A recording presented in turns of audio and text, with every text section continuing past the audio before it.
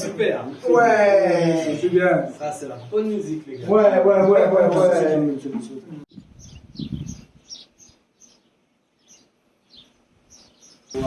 Mais attends, pour manger, par contre, parce que nous, on a pratiquement plus rien. Donc ce soir, on fait le tagine, tout ça. Ce soir, il y a le tagine et la soupe. Et il faudrait pour demain matin, si on peut avoir du pain et tout ça. Ou... Ouais. Le pain de la maison. Hein?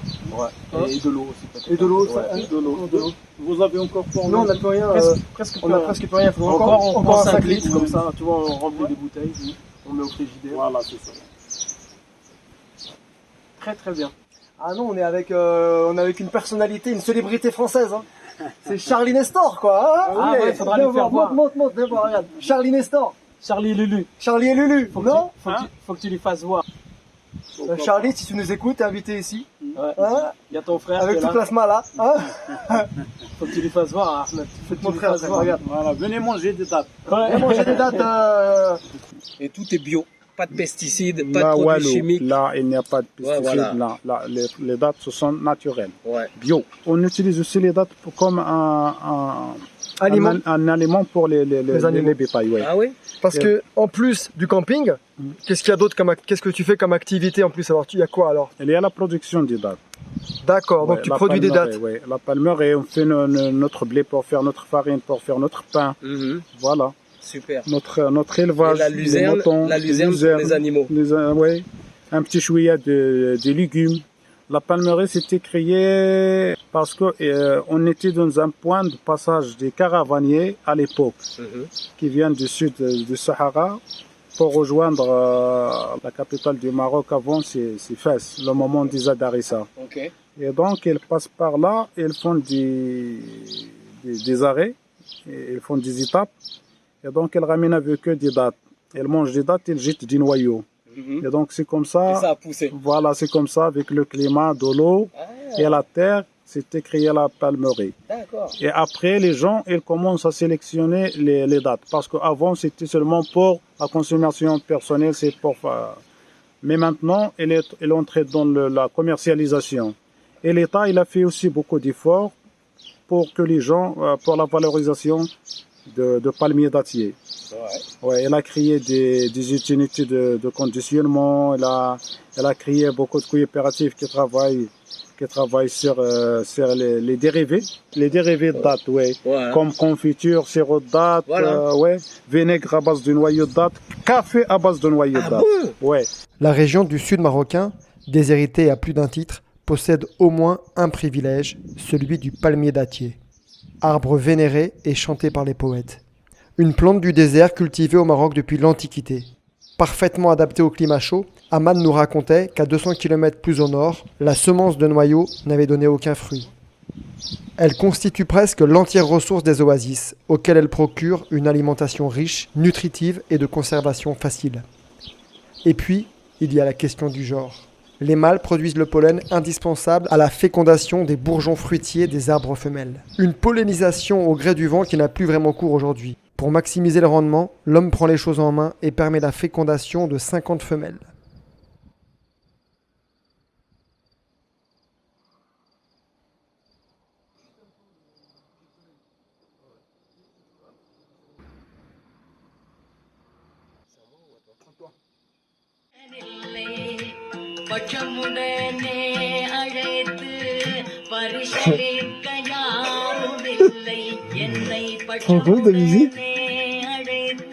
On est parti dans la la musique carnatique, quoi. Musique de l'Inde du Sud. Grande cantatrice, grande chanteuse classique. Comment elle s'appelle? Aruna Sairam. C'est une vieille. C'est un dieu vivant, la meuf là-bas. C'est Trivandrum? C'est vers Trivandrum. C'est vrai en plus. C'est dans le Karnataka. Non, dans le Kerala.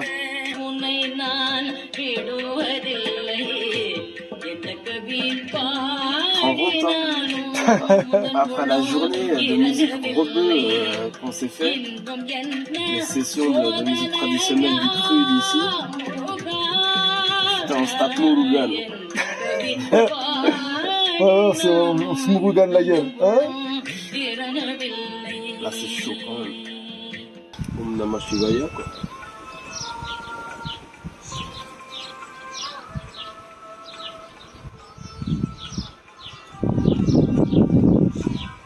Ça ils vont kiffer les road trippers là, ils écoutent tout ça, ils adorent ça. Pour la chaîne ça c'est beau. Tous les babolos là c'est exactement que ça. Les femmes d'Awalpé qui dansent sous la lune et tout. Ouais, je te jure, c'est vrai. Mustapha! Et toi? Impeccable. Ah, tu nous apportes le thé? Ouais. C'est gentil, vas-y monte, hein. Ça va et toi? La basse? Hein, Becher? Ah, c'est gentil, merci. Reste avec nous un peu si tu veux. Hein?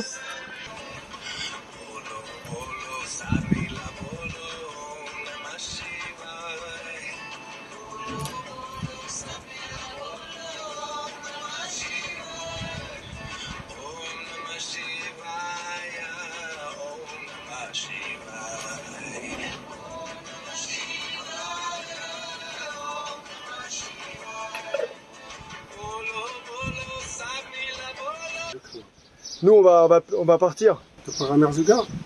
Ouais. Mais il nous a parlé d'un village après Merzouga. Hamlia? Hamelia, ouais. Il y a des Nawa. Et il y a un campement là-bas? Pour dormir. Pour dormir à Hamelia où? Camping? Il y a des campings. Ouais. Ah, il y a un camping à Hamelia, ok. Waouh, waouh, waouh. Ah, il y en a beaucoup, hein. Tout ce qu'il y a. Et même là, camping à coup. Vraiment, c'était extra. Le service, super. On a été bien reçus. Hein, Mustapha? Ouais. Merci. Hein. C'était vraiment Vous souhaitez la bienvenue. extra. L'accueil, vraiment très, très, très bien. Là, il y a toutes les cartes, les gars. Là, tu as tous les campements du Maroc. Il m'a dit même, Ahmed, qui connaissait Emmanuel vers Tahazout. Ouais. Là-bas, on connaît. Et je lui ai dit, oh, on va aller là-bas. Il dit, ah, chez Emmanuel. Je lui ai dit, ah, tu connais? Il m'a dit, oui, oui, je connais. Il connaît tout le monde, hein? Ouais, Ahmed, il connaît tout le monde. Ouais, ouais. Hein? Ouais, ouais. T'as filmé? Hein, j'ai dit à Mustapha, c'est triste toujours de partir d'un endroit, où.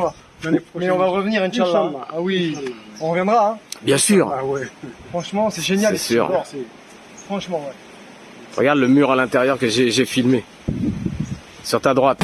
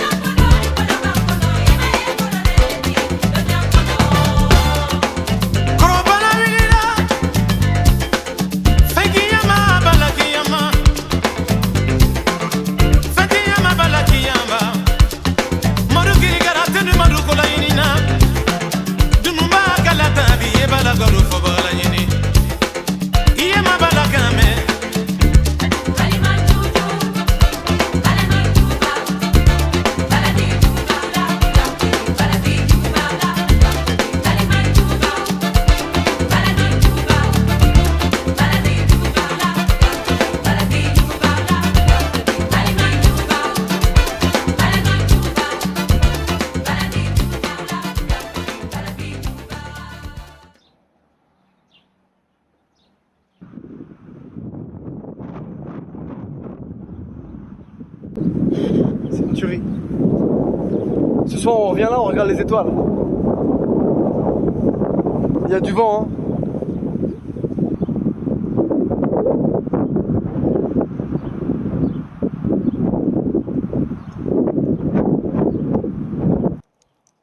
Assalamu alaikum.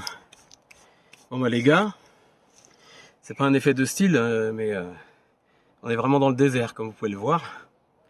Et comme je vais vous parler de la musique Gnawa, je suis habillé en blanc puisque les Gnawa ils sont habillés en blanc. Tout à l'heure justement on est allé dans une confrérie Gnawa.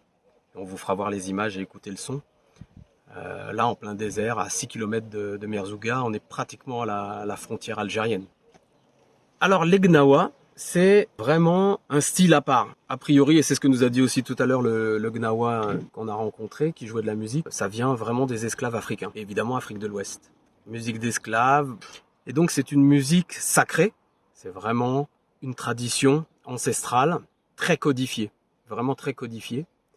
Donc ces cérémonies commencent la nuit, et on appelle ça la lila, puisqu'en arabe lila c'est la nuit, et en général ça va durer toute la nuit. Donc tu es un maître de cérémonie, qu'on appelle le Ma'alem, donc qui est vraiment un puits de sagesse et qui a le savoir de cette tradition et donc qui peut transmettre les vibrations mystiques. C'est-à-dire que c'est une cérémonie, souvent de guérison, il va y avoir de la transe. C'est vraiment une musique de transe avec des danses de transe.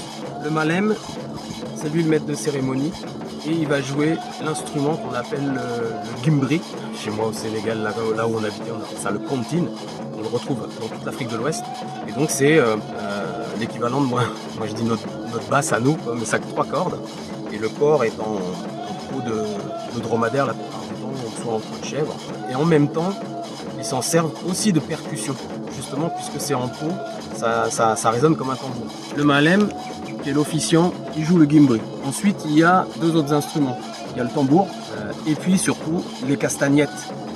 Les Gnawa qui sont en fer. Et c'est un rythme ternaire. Hein. Tac, tac, tac, tac, tac, tac, tac, tac, tac. Hein, peut-être que le jazz il vient de là, puisque le jazz c'est ternaire, le reggae c'est ternaire, le jazz.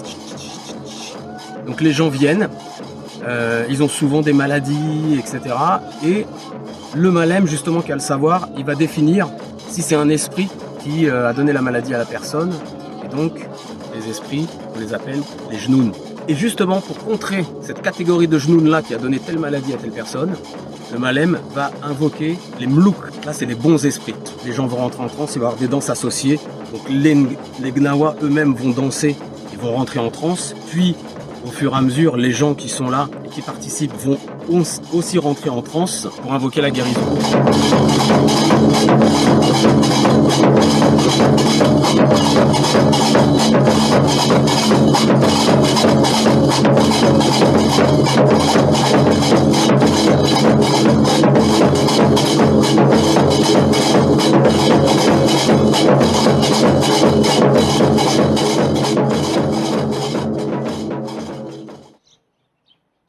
Merzouga. On est arrivé chez Françoise en fin d'après-midi. Elle tient un campement juste au pied des dunes, à quelques kilomètres de la frontière algérienne.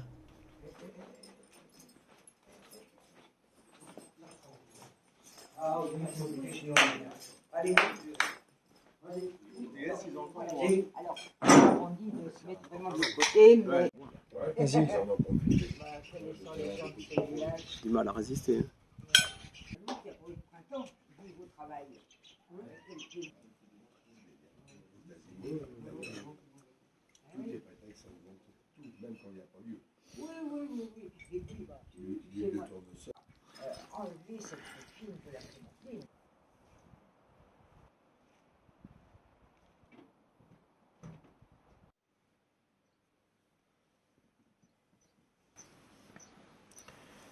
Bon bah voilà ma couchette quoi. Réveil dans le désert, super lumière.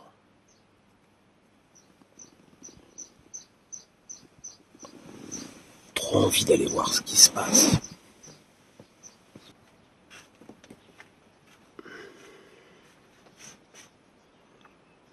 Le hamac toujours. Allez c'est parti. Là il y a 2-3 camions, le nôtre. vois, le spot, le spot est complètement barge. Là. Et attention les gars, je vous mets une bonne tarte. Voilà les dunes. Ouais, c'est d'une beauté incroyable. Je peux pas vous décrire le truc. Petit matin, toute petite fraîcheur parce que c'est pas le mot. Les oiseaux, comme vous entendez, ça fait mal, quoi.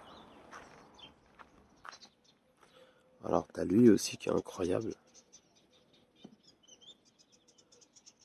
Qui voyage tout seul avec son 4x4, il est pas tout jeune, je vous le dis quoi.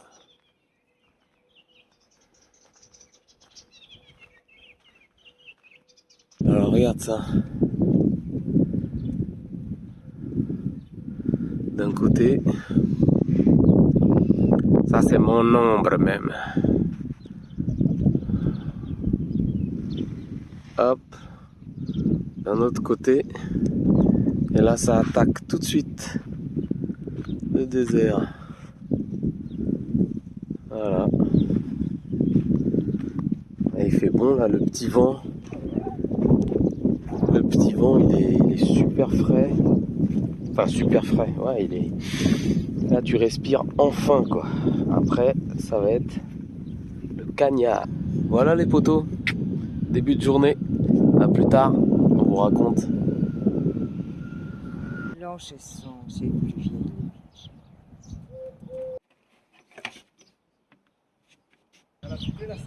Ouais, une belle rencontre. Séverine. En fait, comment ils t'appellent ici? Ils n'arrivent pas à prononcer Séverine. Non, c'est Tifawin. Tifawin. Tifawin, c'est les rayons du soleil. D'accord. Et ça finit pareil, c'est vrai une Tifawin. Et toi, donc, t'es sur la route depuis combien? 2 ans maintenant? 2 ans et demi. Et alors, Ouais. tu peux nous raconter en 2 mots donc, ton petit parcours? Eh ben, 2 mots, je suis née en France. Je suis partie vivre au Québec, j'ai vécu 25 ans au Québec. Et à Montréal. Et il y a 5-6 ans, j'ai commencé à voyager sac à dos un peu l'hiver, quelques mois. Et après, je me suis dit, il faut que je parte plus longtemps. Et j'ai envie d'avoir mon chez-moi avec moi. Donc, moi, je voulais descendre au Maroc, donc je suis descendue direct par l'Espagne au départ. Je suis arrivée au Maroc, j'ai été confinée au Maroc. C'est quoi ton mode de voyage en fait? Tu fais quoi? Donc tu vas d'un endroit à un autre, ok, mais combien de temps tu restes à peu près à chaque fois, etc. Ça dépend vraiment. Des fois, je suis en mode vraiment, je bouge quasiment tous les jours, où je reste 1 jour, 2 jours. Comme je travaille en même temps, en fait, c'est ma plus grosse contrainte, c'est que quand je bouge pas, c'est parce que je dois bosser. Qu'est-ce que tu fais comme taf? Design graphique web, internet. Donc ça me permet de continuer à travailler avec le Canada. Donc tu travailles de ton camion? Je travaille de mon camion, j'ai tout ce qu'il faut, tout équipé, j'ai un grand écran, j'ai tout le temps au Maroc. J'ai 2 cartes pour être sûre de s'il y en a une qui marche pas, l'autre va fonctionner. Excellent. Quand j'aime un lieu, des fois je reste longtemps. Je Génial. peux rester 2 semaines, 3 semaines. Donc toujours en sauvage, jamais de camping. Là, j'avais pas envie de me faire embêter parce qu'il y a beaucoup de racolage ici, c'est un peu touristique les dunes, donc je voulais être tranquille. Et en règle générale, tu t'arrêtes n'importe où et tu t'installes n'importe où. T'as jamais eu de problème? Non, jamais. Jamais. Donc, c'est un peu le bazar. Oh, le Ducato quoi. Donc Ouais. on adore voilà, le là, je Ducato, viens de nous, me faire un petit kawa. Donc là, ouais, évidemment, Petit moi, kawa Carla, t'as le café gaz, noir. ok. Le gaz. Moi, je suis végétarienne et je mange essentiellement cru. Ok. Donc j'ai mes graines, mes trucs. Donc ça simplifie pour la cuisine, effectivement. Donc j'ai quand même tout dans des pots. J'ai beaucoup de choses parce que si je veux manger très varié, j'aime bien avoir. Je rajoute mes graines, mes noix, mes trucs. Voilà, bon, mes petits placards, mes rangements, la penderie, j'ai un frigo, j'ai une salle de bain dont je ne me sers pas du tout. Donc, ah ouais? non. Bah non, parce que moi je prends la douche et puis je la sors. Hein, si je veux prendre une douche, je ne vais pas me doucher là-dedans. Puis voilà, on s'organise. Hein, Là-bas, c'est la chambre. Voilà, la chambre. Un lit 140, super confort. J'ai fait mon petit coin cocooning. Installé les petites étagères, je mets mes petites bougies. C'est mignon. Voilà. J'ai Tu peux 2 voir lanterneaux. Tu peux voir les étoiles ou pas Je vois les étoiles. Ah, c'est génial. J'ai 2 lanterneaux, c'est bien, ça fait des courants d'air, ça met pas mal de... Ouais. Voilà. Et puis ici j'ai mon grand écran pour bosser. Ah ouais, d'accord. Voilà, écran, ordinateur, et puis ici bah, c'est sa cuisine, salle à manger, bureau. Ça marche. Bah, en tout cas, merci, hein, Séverine. Bah merci à vous, et puis bah bonne route, bonne expérience au Maroc.